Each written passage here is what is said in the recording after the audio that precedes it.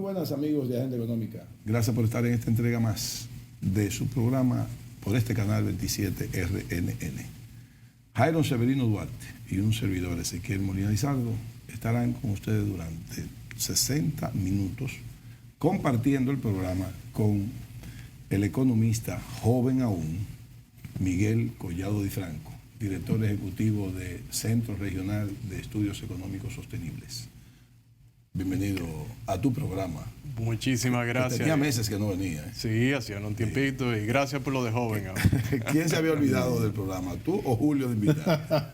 Yo creo que ustedes, porque yo siempre estoy dispuesto. Entonces desde aquí un boche a Julio. Bienvenido Miguel Collado Di Franco. Soy italiano ese nombre. Una vez le dije DiCaprio. DiCaprio. Sí, pero yo creo que el contexto en el que estamos en este momento es preciso hablar con una persona, con él y un tremendo analista. Por supuesto, y al frente del Centro Regional de Estratégicas Estrategia Económica Sostenible. Yo dije el CRESI. Mejor conocido como CRESI. ¿Cómo crees? Y que, mira, Miguel, antes la pregunta que Jairo me dijo que te quería hacer, yo nada más quiero preguntar, ¿ya tú googleaste? Todos los días hay que googlear. No, porque es que ahora digo googlear. ¿Qué tú googleaste hoy? No, el trabajo de uno investigar. Exactamente. Todos los días. Sí. Eso sí. Es así. ¿Y qué googleaste? ¿Qué tema googleaste hoy? ¿Qué te dijo Google? Deuda, impuestos, todos los temas interesantes para la economía. Exactamente. Bueno, pues el contexto actual de la economía, ya vimos que el fondo pasó por aquí dentro de dentro de los acuerdos, el artículo 4 aquel que firma uno cuando es socio, periódicamente hay que revisar la economía y obviamente que si hay una cosa que en este momento se ha admitido es que la economía dominicana ha tenido un crecimiento real de por lo menos 4% el año pasado, si le restamos obviamente 4.7 todo lo que se perdió, porque fue 12.3 que se reportó de crecimiento. Ahora bien, dentro de este contexto, Miguel Collado, lo que ha dicho hasta el fondo ahora es satisfactorio. ¿Tú sientes que es correspondiente con la realidad? Y si dentro de este contexto también el fondo no tiene cierto grado de responsabilidad, por lo menos en la parte de la política de expansión monetaria global. Fíjate, el Fondo Monetario Internacional es bastante diplomático en el lenguaje que usa y, bueno, son documentos que en realidad no son necesariamente críticas a los gobiernos, son más que nada un análisis de la situación con planteamientos de reformas para mejorar. Tú decías sobre, bueno, el fondo lo que ha sido es, vamos a decir, ha participado en el endeudamiento que han tenido los países a nivel internacional. Si podríamos decir algo de lo que han participado en términos de la política en los últimos años y tradicionalmente. Yo lo que diría de este documento, si vamos a hablar del mismo, además de, obviamente, resaltan los logros de la economía. Es verdad que la economía pudo abrirse temprano por las políticas de salud pública, la de vacunación en particular, surtieron efecto. El hecho de que el turismo en República Dominicana se haya recuperado de la forma como está recuperándose es muy positivo, es muy atractivo el destino actualmente dentro de América, específicamente dentro del Caribe, por la seguridad en ese sentido de la salud, porque está alejado, tradicionalmente ya se veía como un destino alternativo a otros del norte de África, de Oriente. Entonces ha traído o ha mantenido esa trayectoria que traía desde hacía unos años. Entonces, bueno, poniendo en perspectiva la situación de la economía, de la recuperación, pasemos a lo que dice el fondo que debe hacerse, si le parece. Sí, claro. Perfecto. Yo entiendo que el fondo sigue repitiendo algunos elementos de reformas que deben realizarse en República Dominicana este año. Lo hizo con agregando. sutileza, como dices tú, no con diplomacia, fue con sutileza. Bueno, en algunos casos tienen nombres y apellidos. No, hablo de que hay un espacio todavía para que... Sí. Bueno, de eso así que habla el fondo. sí. Hay Bueno, un espacio para... Para reconsiderar los ingresos. sí. Bueno, ustedes están pensando en eso. Yo estaba pensando en todas, pero en ese en particular, Sí. lo que se refiere al fondo es, en términos claros, leyéndolo bien, es aumentarle los impuestos a la gente. Sí, O sea, ampliar las bases, sí. A ampliar la base, lo dijo así mismo. eliminar Subsidios, Exenciones. aquellas exenciones, Sí. pero el fondo no plantea, los economistas del fondo no plantean que si van a ampliarse las bases y que se van a eliminar esas exenciones, bueno, ¿cómo lo vamos a lograr para que no una economía que está recuperándose, unos agentes económicos que están todavía pasando por esto, no se vean resentidos más? Y sería, si vamos a hacer las cosas, a ordenar la casa en términos tributarios, vamos a hacerlo también tocando los impuestos, las figuras impositivas que haya que eliminar y bajar tasas de impuestos que son muy altas en República Dominicana para poder hacer eso que yo planteo. Correcto. Los economistas del fondo lo vienen planteando desde hace tiempo, pero hay que hacer ese señalamiento. Es pertinente, y más en las circunstancias que estamos actualmente. Hablar de ampliar bases con las mismas tasas impositivas que tenemos actualmente en esta coyuntura, que no es solamente, la pandemia sigue. Sí, porque estaba en pandemia. Veamos lo que está pasando en China. Sí. Estamos en una situación Corea. de guerra. Sí. Estados Unidos todavía Corea del Norte. tiene situaciones con el COVID, algunos estados. Y lo que quiero decir es que a eso añádele el tema de la geopolítica, la guerra en particular, el que Estados Unidos está, o la Reserva Federal de Estados Unidos está subiendo las tasas de política monetaria. Hay muchos riesgos a nivel internacional, es decir, esta es una situación delicada.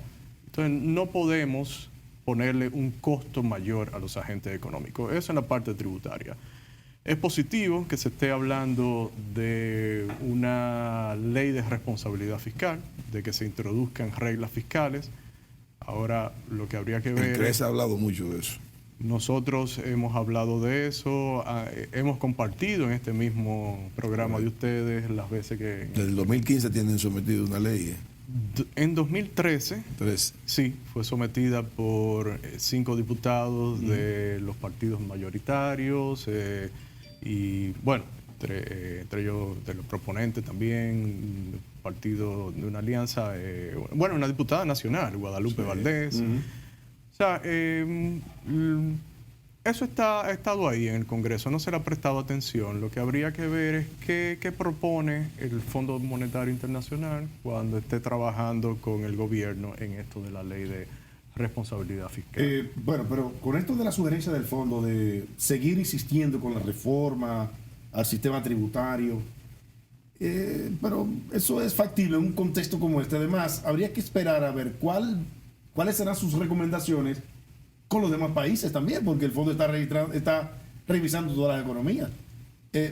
La pandemia le da espacio a que el sistema tributario en este momento sea reformado. Precisamente eso era lo que me refería, que es muy delicada la situación. Si hablamos de reforma, en el término tradicional, que no es más que un eufemismo para decir vamos a incrementar las recaudaciones por medio de la introducción de nuevas figuras impositivas o el aumento de las tasas de las ya existentes. Si es así, pues sería muy lamentable. Claro, la responsabilidad recae sobre las autoridades locales y han dicho que no está en el interés de ellos hacer una reforma de ese tipo, una modificación impositiva de ese tipo. La reforma fiscal nuestra tiene muchos años de atraso. Muchos años atrás. Debió hacerse hecho desde antes de que Danilo Medina ganara en el 2012. Danilo Medina intentó en el 2013 en el 2012 hacer algo, una reforma, no pudo, le tumbaron si se quiere el pulso. No, se hizo puso parches impositivos. No fue reforma. Fue cambios impositivos que hizo. Entonces, después que si en el 16 le iba a hacer, que si en el 17, que ya en el 18 no iba a hacer nada, llega el nuevo gobierno, pudo haber tenido la mejor oportunidad para hacerlo, no lo hizo tampoco. De acuerdo. Le tumbaron el pulso también, si se quiere, lo que es la parte mediática, la opinión pública, y le cogió miedo por el asunto de la gobernabilidad, de las reelecciones, porque la política siempre gana el pleito, aunque después se arrepientan más adelante. Entonces yo lo que digo es, en este momento, vale una reforma fiscal, pero basado en criterios diferentes, no es necesariamente aumentar los impuestos, que eso es lo que la gente no entiende. O sea, sí, es una reforma clara, integral, donde se hable de la responsabilidad fiscal, pero los gobernantes no quieren enfrentarse a la parte mediática que implica eso. Tal vez no lo asumen bien, y si ellos no lo interiorizan, no pueden comunicarlo correctamente a la opinión pública, porque ¿qué mejor sería para las condiciones económicas de República Dominicana que precisamente se puedan bajar tasas impositivas y ampliar bases? Y eso aumentaría las recaudaciones, sí, pero eso dinamizaría la economía aún más. Haría la economía de República Dominicana muchísimo más atractiva. Nosotros estamos planteando, y eso que tú dices, la oportunidad cuando, el año pasado, cuando República Dominicana tenía una ventaja sobre otros países en términos de la campaña de vacunación, exacto, la apertura de la economía, turismo, remesas, sí, sí, haciendo reformas a nivel institucional, el tema de la lucha contra la corrupción, todo eso coloca a República Dominicana en una situación que nosotros entendemos que se desperdició esa oportunidad de haber hecho una verdadera reforma, correcto, como tú dices, correcto, como la estamos planteando. Imagínate si los países de la OCDE todavía, a pesar de las modificaciones que han hecho recientemente, tienen tasas de impuestos sobre la renta de un 22% en promedio, y nosotros tenemos una tasa de 27%, con todos los problemas sí, que tenemos de costos altos, de electricidad que tienes que autogenerar, de todavía la burocracia, que no ha habido una reforma en ese sentido que todavía la elimine. Sí, pero el impuesto sobre la renta aquí está congelado hace varios años, el monto exento. O sea que también por un lado... Estás hablando de los individuos, de sí, las los individuos. No, pero yo me estoy refiriendo a las empresas. Ah, bueno, que 27, o sea, sí. ¿qué es lo que queremos? Tener mayor inversión extranjera. Sí, claro, Ojo, hay unas cifras de inversión extranjera directa, pero un 30 y tanto % de eso es reinversión. Sí, sí. O sea, no es nuevo. Entonces, sí, ¿qué es lo que queremos? Que República Dominicana tenga la oportunidad para que la gente, el ciudadano común, pueda tener mayores ofertas de empleo con unos niveles de ingresos superiores. Vamos a crear las condiciones, y una de esas sería una reforma tributaria del tipo que estamos diciendo. Una de las cosas que se habla mucho de hacer una reforma es también buscar que la presión tributaria nuestra crezca, en vez de 13.5, 14, llegue a un 18, 20. Luis Manuel Piantini ha planteado aquí que, poniendo ejemplos de otros países del área de Latinoamérica, que tienen un 22, tienen un 21, otros tienen un 18, otros tienen un 19, y que de una u otra manera están hasta por debajo de nosotros en el coeficiente Gini, en el crecimiento sostenido que hemos tenido nosotros y ellos no lo han tenido. Como que no te garantiza tener una más alta presión tributaria, te garantiza un desarrollo, un crecimiento, etcétera. Pero yo le digo a él, si nosotros con el 13.514 lo hemos logrado, manejándolo como lo manejamos, ¿por qué con un 20 no lo hacemos, no sería mejor?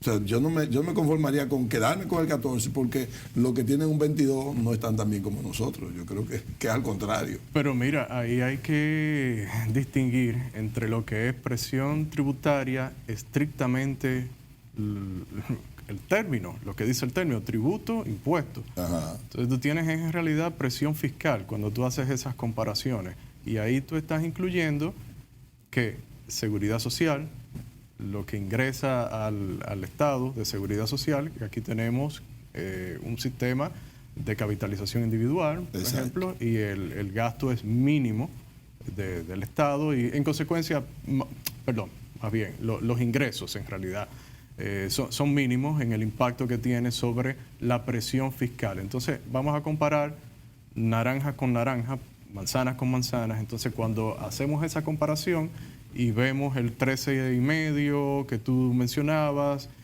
¿Contra qué lo comparamos? Contra un 16 algo en el promedio de América Latina, incluyendo a México, a Brasil, a Argentina, a Chile, a todas las economías grandes. Entonces, en realidad no estamos tan separados en términos de lo que es estrictamente tributario. Bueno, el tema es que los impuestos están afectando la economía, definitivamente. Y sí, es necesario una reforma. Naturalmente tendremos mayores ingresos, pero yo lo veo desde el punto de vista del ciudadano, del inversionista, de los agentes económicos en sentido general. Tú mencionabas hace un momentito el tema de que no se ha ajustado el impuesto sobre las rentas de las personas, de los trabajadores, no, las personas físicas. Personas físicas. Debe ser 37 y siguen 34.5. Por la inflación. El monto exento. Sí. Por la inflación. Sí. Bueno, eso no se hace, la última vez fue en el 2017. Así es. Sí. Así Entonces, es. ¿qué está sucediendo con esta inflación que tenemos desde el año antepasado? Bueno, le está castigando a los dominicanos que están pagando impuestos. O sea, ahora tienen menos ingresos en términos reales y están tributando. Deben subirlo. Con la misma escala. 34, 38 mil por ahí. Exento, ¿verdad? Claro, porque ¿qué le está dando? Le está creando problemas. Con una tasa de 25. Exacto. La máxima, claro está. Pero esos son detalles que hay que corregir en la República Dominicana. Pero si mis cálculos no me fallan, Sí. para este año se va a necesitar el equivalente en dólares a 320 mil millones de pesos en deuda para equilibrar el presupuesto. Entonces, con una presión tributaria mayor, pudiéramos lograr un superávit primario de un 3%. Con un superávit primario de un 3% sostenido en el tiempo, podríamos ir reduciendo la deuda en vez de aumentarla. Porque aumentar la deuda es peligroso, aunque, y te lo dejo para el próximo segmento, vamos a hacer la pausa, la representante del Banco Mundial dice que no importa el tamaño de la deuda, sino si es productiva o no productiva. Eso es un axioma económico, por ponerle un nombre. Y la del FMI, el informe del FMI dice que hay que cuidar el asunto del endeudamiento. Correcto. Su contestación la dejamos para el siguiente segmento. No nos corten, amigos. Quédese con nosotros.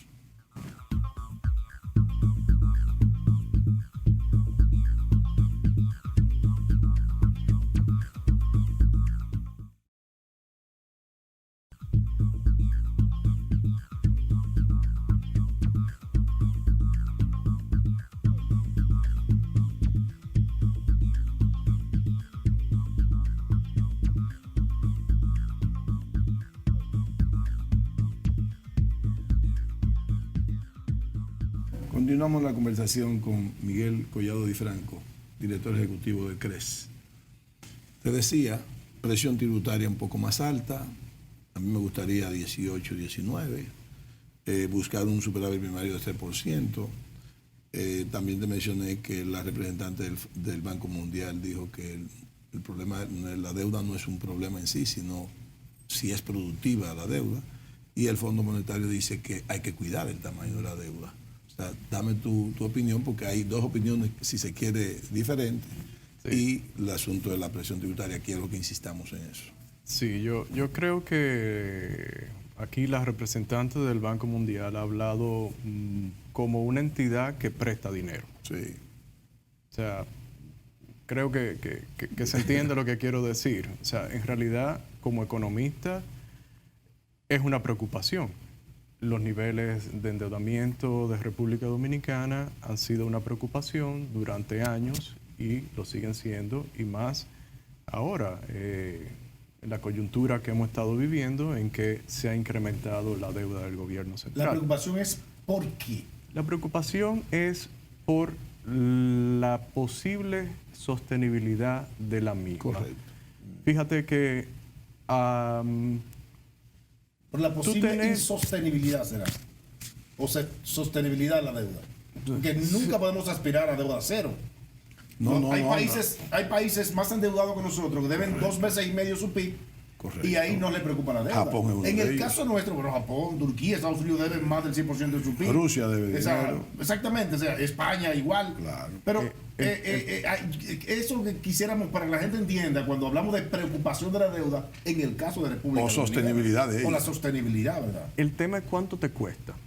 Exacto. Fíjate que... De tus ingresos. De tus ingresos, correcto, que es con lo que tú lo pagas. No, Porque- el CRE siempre le da por ahí de tus ingresos. Claro. y mira, ya hay, yo creo que ya las 3 calificadoras principales ya lo están usando. La métrica que nosotros desde el CRES hemos estado usando desde el 2012, que es medir el pago de tus intereses como porcentaje de tus ingresos tributarios, porque con eso es que tú pagas. Eso es lo más seguro que tú tienes. Aunque varían. Pero si te vas al PIB, no es con el PIB que tú lo pagas. Es con lo que tú puedas, como Estado, cobrar. La liquidez. Exacto, ingresar al erario Sí. a través de tus impuestos, de los tributos que pagan los ciudadanos. Entonces, ese es el tema, que cuando tú tienes entre 20 y 24% de los, precisamente de los ingresos tributarios comprometidos para el pago solamente de los intereses, y 40 o más cuando incluyes el capital de la deuda, el servicio completo, entonces ya eso te manda una señal de preocupación. Un país que tiene comprometido un quinto, un cuarto casi de sus ingresos tributarios, eso no pasa con otros países. Entonces también en la coyuntura en la que estamos de cambio en las políticas monetarias de los principales bancos centrales del mundo, concretamente vamos a hablar de la Fed. Ya el bono del Tesoro de 10 años anda por 3%, cuando hace un mes y pico estaba en 1%. Y va camino a 5 probablemente en poco tiempo, en la medida en que la Reserva Federal sigue incrementando su tasa de política monetaria. ¿Y qué quiere decir eso para la deuda de República Dominicana? Crecimiento. Encarecimiento. Mayor costo. Mayor costo. Entonces tienes una deuda que si la ves como porcentaje del PIB, bueno, te ha disminuido, claro, porque el PIB se ha incrementado. Se incrementó en el último año y esperamos que obviamente en este año seguirá incrementándose, pero esa no es la forma correcta de ver para un país como este, una economía como esta, que no tiene un gobierno como los que tú mencionaste, que tiene unos mercados internos donde emite deuda y no es sano tampoco. No estoy diciendo que eso sea sano para esos países, pero no les representa el riesgo que representa para una economía como la nuestra. Entonces hay que ser prudentes y el consejo mejor, sí, tomando esos 2 organismos internacionales, es el del Fondo Monetario Ahora, nuestra Internacional. economía sigue siendo una economía que genera mucha confianza. ¿Cómo se combina eso con esa preocupación de la insostenibilidad o sostenibilidad de la deuda? Bueno. Partiendo de que economías también muy endeudadas, con características obviamente muy diferentes, su capacidad de producción, el nivel de transparencia interna que tienen también, le generan esa confianza a los inversionistas, al capital privado. ¿Cómo combinamos entonces, en el caso de nosotros, todo ese grado de preocupación de esa sostenibilidad con lo que dicen las calificadoras? Nosotros, claro, no tenemos grado de inversión, es una aspiración todavía, pero es una economía que genera confianza. ¿Por qué? Genera confianza, pero debería generar más. ¿Y comparado con qué? Vamos a hablar. Si tú lo comparas a República Dominicana contra otros países de América Latina que tienen la misma calificación, nuestra deuda es más cara. Nuestra deuda es más cara. Por ejemplo. Por ejemplo, vamos a hacer un ejercicio, Di Franco, porque nosotros vamos al mercado, pedimos 1.000 y demandan 3.000. Entonces, Bueno, eso se supone... genera confianza para prestarte y para invertir. Pero es que eso debería dar pie a que la tasa sea más barata. Jairo. Para que Collado, por favor... Jairo, Porque cuando son tú- pasivos en este programa, no me van a hacer preguntas de verdad. cuando tú tienes Bueno. una reserva federal que te llevó la tasa a 0%, a un rango de 0.25 y tienes entonces los bonos que llegaron a estar, ¿qué tan bajo pudieron estar? Vamos a redondear lo que tuvieron a Así. 1 Ajá. Sí, en Estados Unidos. de Estados Unidos. Entonces, con toda la liquidez que existe, ¿cuánto se incrementó el balance de la Reserva Federal? más de 4 trillones de dólares en inglés. Demasiado. Desde el 2020 hasta ahora que empezaron a contraerlo. ¿Qué quiero decir con eso? Es que hay mucha liquidez. Entonces, cuando tú tienes tanta liquidez, te aparece un país que te está dando los rendimientos que puede ofrecer República Dominicana, los inversionistas pierden la perspectiva. ¿Y qué son 3.000 millones de dólares dentro de un portafolio? Un granito de arena. Dentro de un portafolio de decenas de miles de dólares, por decir algo. Entonces, vamos, las condiciones están dadas. Pero Collado le está quitando mérito. No. Al Estado Dominicano. No necesariamente. Lo que yo le está quitando mérito ahí. Bueno, es la realidad. Pero, Jairo, ¿qué ha hecho el Estado Dominicano para crear esa confianza en términos de qué piden las calificadoras de riesgo? Reglas fiscales. Ajá. ¿Dónde se entrarían las reglas fiscales? En una ley de responsabilidad fiscal. Ajá. Bueno, han anunciado que van a trabajar con el fondo. Todavía está por verse qué va a salir de ahí.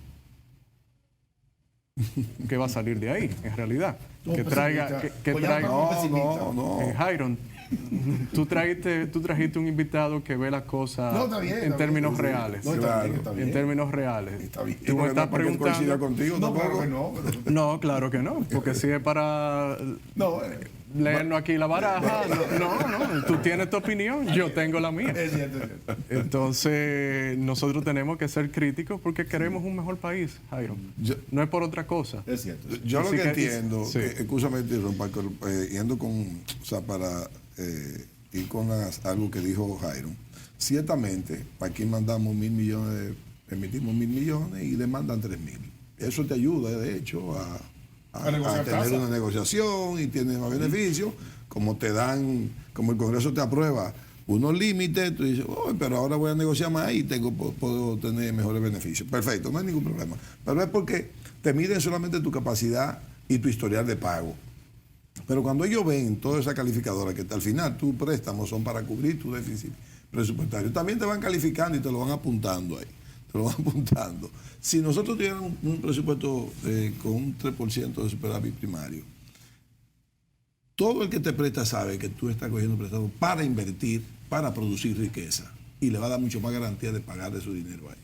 Va a llegar un momento, Jairo, en que aquí no se va a poder sostener, no va a haber tanta garantía de pago, de cumplimiento de pago. Ahí es que no queremos llegar. Pero claro, pero va a llegar. Podría suceder, pero imagínate, ¿quién tiene una bola de cristal para predecir el futuro? Lo que sí uno puede es ver cuáles son los movimientos a nivel internacional. Entonces, reitero, cuando tú tienes la Reserva Federal que tiene ya un compromiso ineludible de combatir la inflación que ella misma ha creado, esta institución, pues ¿a dónde van a llegar entonces los rendimientos de las próximas emisiones de República Dominicana? ¿Y cuál va a ser la incidencia sobre la métrica que hablamos, que están usando las calificadoras de riesgo, que es el gasto en intereses como porcentaje de los ingresos tributarios?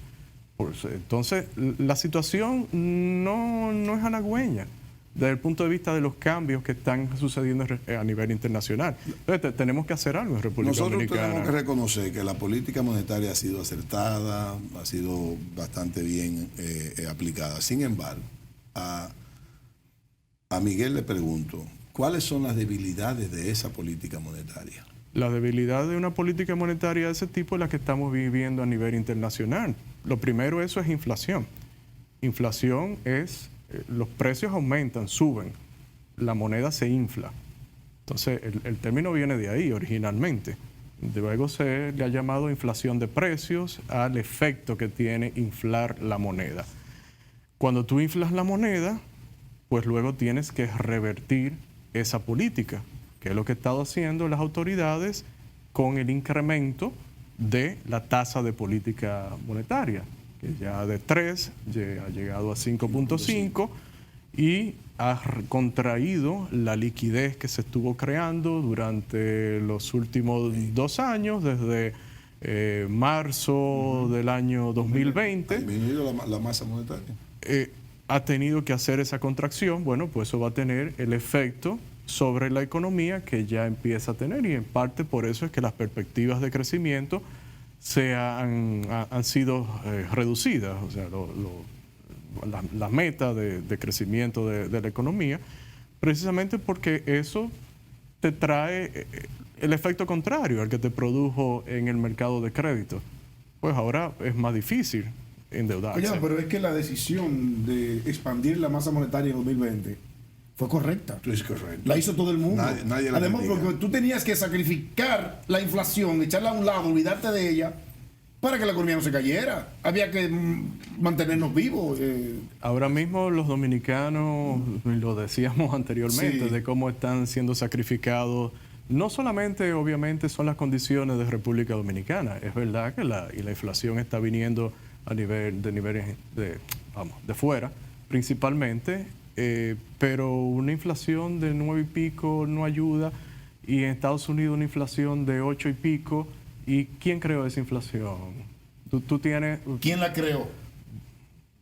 ¿Quién la creó? los bancos centrales. Los Jairo. bancos centrales. Entonces, Inclusive, perdón, Jairo. apoyado por el mismo fondo que ahora está evaluando la economía y está sugiriendo cosas. Jairo, dile eso a un televidente. Dile a un A un televidente. televidente. Dile a un televidente que tiene en su cuenta 100 pesos y que al final de año va a tener 90, porque la inflación se llevó ese 10%. No, es que en números redondos. Y la tasa pasiva fue negativa. O sea. Y es correcto, ahorra y ha sido en términos negativos, con una tasa de pasiva de 2%. Pero 3%. Pues, entonces, en realidad, tus ahorros se lo está comiendo. Digo, la tasa pasiva Miguel, la tasa pasiva aquí siempre ha sido negativa. Pero- Ahora es más negativa. No, Jairo, no ha sido negativa. No, Jairo.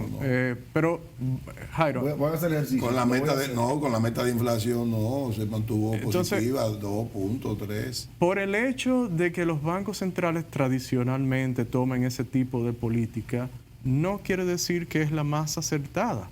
Lo que no hacemos es estudiar cuáles alternativas en términos reales tienen las economías de reforma. Porque espérate, antes de que tú digas algo, Jairo, tú Yo sé qué voy a decir ahora. tú tienes que tener en cuenta, y esto es muy importante que la gente lo entienda, quienes nos están viendo. Cuando tú incrementas el gasto, como se hizo en la pandemia, el ejemplo de Estados Unidos, se le mandan un cheque a la gente. Bien, eso te crea unas distorsiones grandes, y también por la parte monetaria, y son políticas artificiales. Artificiales, no son sostenibles. No están saliendo de la economía. Ese dinero, precisamente parte de la inflación, fue que la Reserva Federal tuvo que comprar bonos del Tesoro de Estados Unidos para poder cubrir ese gasto extra. Y por otro lado, expandiendo. Entonces, vámonos a lo real, a los fundamentos de la economía. Y eso es lo que nosotros venimos hablando desde el CRES desde hace tiempo. Una reforma tributaria que mejorara las condiciones de inversión y que redujera los costos de vivir, hacer negocio en República Dominicana, eso es real. Una reforma para reducir costos en el tema eléctrico, que no la hemos tenido, eso te ayuda en la economía real.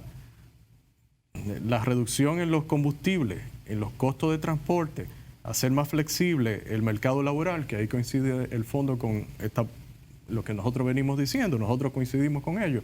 No importa, eso está en el documento reciente. Mejorar la educación, no necesariamente gastar más. Se ha probado que gastando más no resolvemos el problema. Bueno, esas son reformas en términos reales, y algunas de ellas se pudieron haber hecho en el corto plazo y haber ayudado a la economía de República Dominicana sin la necesidad de apoyarnos en políticas de corte artificial como las que son la fiscal y la monetaria, básicamente. Pero voy a insistir, y tal vez va a pasar lo mismo que en el segmento anterior, en que tu respuesta o tu contestación será en el siguiente segmento. Las políticas que se asumieron desde el 2020 para el 2021 de expansión estuvieron correctas, o sea, fue una necesidad mundial, lo hicieron bien. Ahora, donde todavía yo insisto en que el gobierno debió aprovechar el año 2021 para acompañar esa política expansiva en términos monetarios con una reforma fiscal integral, a fin de que vaya de la mano una cosa con otra, porque al final, en el gobierno anterior pasó lo mismo también. Dejó la política monetaria prácticamente sola, resolviendo problemas de estabilidad económica, sin aplicar las medidas fiscales necesarias. Por ejemplo, este gobierno no ha presentado todavía un plan para combatir la inflación en materia fiscal. Yo no lo he visto. Eso de subsidio a la gasolina, de subsidio de tasa cero, eso no necesariamente no es el plan. Eso es parte de un plan macro en términos fiscales. Entonces, yo entiendo que lo que sigue todavía habiendo, independientemente de que sea o no sea la más certera, la política monetaria, por mi parte están bien aplicadas y están bien decididas. Por tu parte. Por mi parte. Bien. Ahora, ¿qué nos falta? Para mí, la parte fiscal. Ahí quiero yo que Miguel nos dé una ¿Y qué más quiere Ezequiel Molina Lizardo que haga el gobierno en términos fiscales cuando solo en materia de subsidio a combustible, por la congelación de los precios entre 85 y 115, se han destinado casi 20 mil millones de pesos? Me gustaría que ese subsidio en vez de 20.000 sea 5.000. Bueno, ojalá. Eso. Ojalá no, que no será así. Ojalá. Está subsidiando combustible, precisamente no es la mejor. Bueno, pero algo hay que hacer. Vamos a la pausa y veamos la respuesta de Miguel. Pero bueno.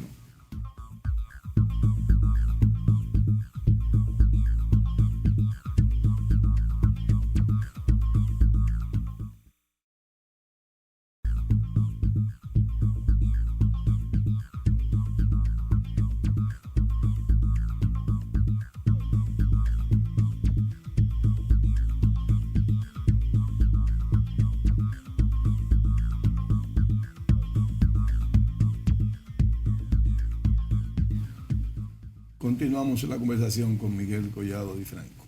Miguel, vamos a seguir con la política fiscal, con ese plan fiscal para combatir esa inflación alta, o por lo menos para tratar de manejarla un poco, porque insisto en que la política monetaria sigue estando sola.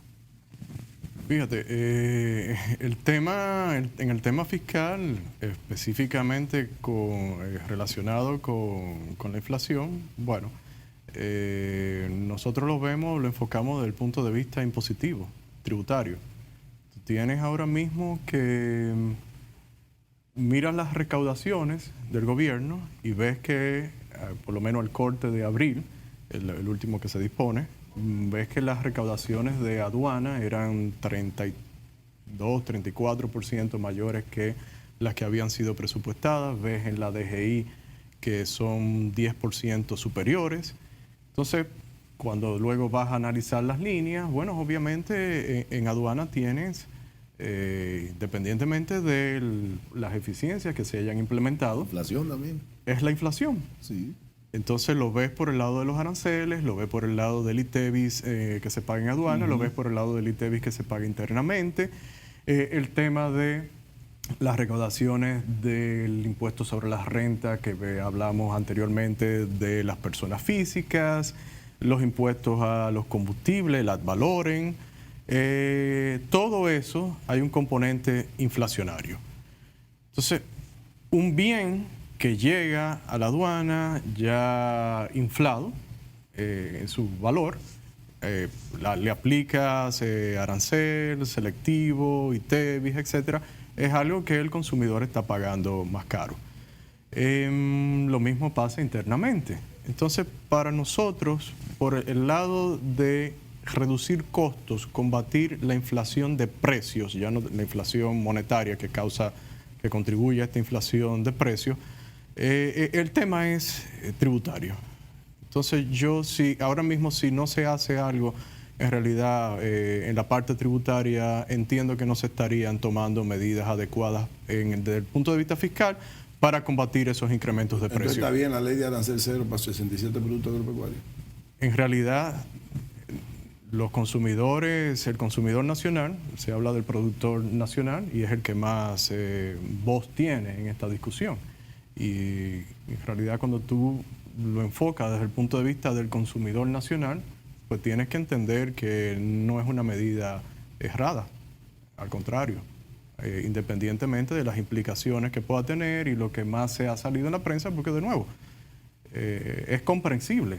Si tienes un desmonte para esos productos ya programados y con todas las ineficiencias que tenemos en la producción local, con productos que tienen una, no protección, pero sí un arancel que va en algunos casos entre 10 y 20, 20 y 30, 30 y 40, pues obviamente les afecta en términos de producción.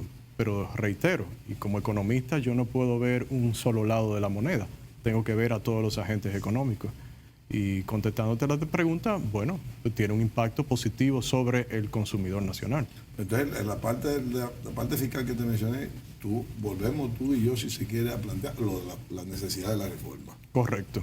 En eso coincidimos no totalmente. Subsidio, como dice Jairo. No, yo coincidimos desde el punto de vista tributario. Aún en esta coyuntura, pudiéramos reformarla, porque al principio de la conversación, recuerdo, hablamos de lo delicado, que el fondo veía todo este contexto. Hay que arriesgarse. Pero delicado, la pregunta sería que, y yo dije algo anteriormente, o sea, si tú como hacedor de políticas entiendes que esto es lo más beneficioso, no incrementar las tasas impositivas. Correcto. No crear nuevas figuras como se hizo en el 2012. Exacto. Sí, así es. No, exactamente. Eso no se hizo una reforma. No, sino como algo que no ¿se hizo reforma en el 2012? No, claro que no. No se hizo una reforma. Es simple y llanamente una modificación del Código Tributario que trajo, bueno, la más grande de las modificaciones que se ha producido en muchos años, que uno recuerde. Entonces, uno entiende que si se hace correctamente desde el punto de vista de reformar, que es mejorar lo que ya tú tienes, pues yo entiendo que, de nuevo, si se sabe comunicar bien y si hay convicción de las autoridades, los hacedores de política, pues no debería haber mayores problemas. La gente está pagando, ¿cuánto es la inflación acumulada de los últimos 2 años? ¿Cercana al 20%? Sí, 15 y algo. ¿Entre 15 y 20? Sí. Imagínate si tú hubieras reducido los impuestos, las tasas impositivas. Eso hubiese sido un alivio. Bueno, el gobierno también ha logrado, junto con el sector patronal, algunos ajustes salariales también, que eso creo se logró. Sí. Sin embargo, no ha habido el ajuste por la inflación y si tú ves las estadísticas de la Tesorería de la Seguridad Social, el salario promedio cotizable no se ha incrementado en términos reales. Desde antes comparado con el que teníamos antes de la pandemia. Miguel, en este país yo he hablado un poco de eso, de posible, el señor Jairo y yo de hecho tuvimos, si se quiere, una diferencia de criterio. Regularmente lo tenemos. Con el asunto de la posible estanflación. ¿En qué tiempo? No sé. Yo estoy convencido que las autoridades de Dominicana están trabajando para que eso de ninguna manera haya. Están prefiriendo mejor crecimiento con inflación que inflación sin crecimiento. Ahí sería entonces la parte que sería la menos deseada. Pero, por más que nosotros hagamos, si los Estados Unidos tienen el mismo criterio de evitar la estanflación, pues nosotros vamos a depender mucho de lo que digan ellos allá o de lo que ellos hagan allá. Aquí no hay tanto riesgo, pero ¿qué posibilidades hay de que Estados Unidos entre en una estanflación? Existe, en la medida en que, de nuevo, la Reserva Federal sigue aumentando las tasas de interés, la tasa de política monetaria, bueno, pues esto va a afectar el crédito y el consumo y va a afectar en el sentido de que tú le estás quitando el oxígeno que ha tenido esa economía.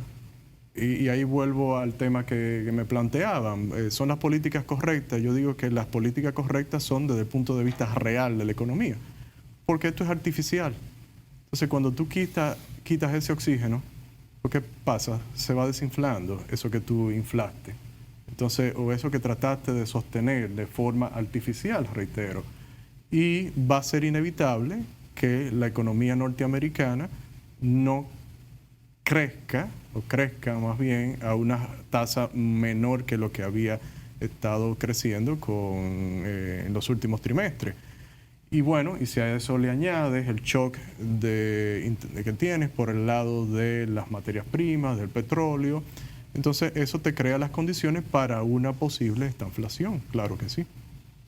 Guerra de Ucrania y Rusia, consecuencias directas o las más visibles que puedan causarnos aquí y en la región. Las consecuencias más directas en República Dominicana, bueno, tienes turismo alrededor del 9% del turismo está viniendo de esos dos mercados. Pues 300,000. Vas a tener menos turistas, obviamente, por ahí. Esperemos que se pueda expandir por otro lado, otros mercados, pero bueno, ya eso es un impacto. Por cierto, el turismo de crucero como que disminuyó también estos meses. No estoy viendo las estadísticas, no me dan me preocupa un poco, pero continúa. Pero todavía ese no es un turismo muy significativo todavía dentro de las estadísticas totales. Pero bueno, el turismo y obviamente el impacto sobre las materias primas. El petróleo es el principal. ¿Y cómo reaccionan los bancos centrales? Porque ya tenemos una inflación que venimos arrastrando desde hace unos 2 años y ahora le añades el elemento de que se te incrementan algunos costos precisamente relacionados con la guerra de materias primas, básicamente. ¿Qué impacto pueda tener en que la perspectiva o la posibilidad de que se incrementen un poco más las tasas de política monetaria se materialicen y eso pueda influir aún más sobre economías como esta? Se encarece obviamente el crédito a nivel internacional y la reacción que puedan tener los bancos centrales de estos países para seguir la política de economía más avanzada o más grande, concretamente la Reserva Federal. Perspectiva de la inflación en el tiempo. Las perspectivas seguirán afectándonos hasta el año que viene, pero esto no quiere decir que volveremos a niveles prepandémicos, por decirlo de alguna forma. Todo el mundo se equivocó con la proyección de la inflación de 2021, cuando creíamos que eso iba a ser algo que en el segundo... que eso iba a durar 4 o 5 meses. Yo no me equivoqué. No, bueno, yo decía que no. Pero los economistas más renombrados y estoy diciendo que este año cerramos con 2 dígitos. ¿Con cuánto? ¿Con 2 dígitos? 2 dígitos, seguro. Bueno, cuidado, porque posiblemente... ¿Qué número será los dígitos? No, pero se quedará alta. No estoy seguro, pero todavía tendremos niveles altos. Sí, altos sí. Yo entiendo que digamos 2 dígitos. Mira, es que muchos economistas en el mundo, muchos, así mismo, y empezando por los de los bancos centrales, decían que era algo transitorio. Bueno, quizá por su misma posición, ¿verdad? Y es para darle, para no meterle tanta preocupación, tanta presión a la población, tú sabes. Es verdad. Porque no hay algo que preocupe más a la población que la inflación. Pero cuando... es el peor impuesto. Bueno, pero cuando el principal banco central del mundo, la Reserva Federal, dice que es transitoria y lo está repitiendo y lo dice hasta septiembre y ya en noviembre dice no, tenemos que cambiar la política. Bueno, tú dices, ¿qué pasó? ¿Por qué cambiaste en 2 meses? Y entonces, ¿por qué uno previó que sí, que íbamos a tener una inflación alta? Bueno, esas son las cosas con las que hay que vivir. Miguel, pero esos son buenos los análisis entonces que tú haces. Sí, verdad. Claro. Miguel, gracias por estar en Agenda Económica. Qué bueno. Gracias por la invitación. Quedé con ganas de hacer más preguntas, pero bueno. Tú tienes forma. Estamos a las órdenes. Gracias, amigos televidentes, por mantenerse con nosotros. Que Dios los bendiga. Hasta la próxima entrega.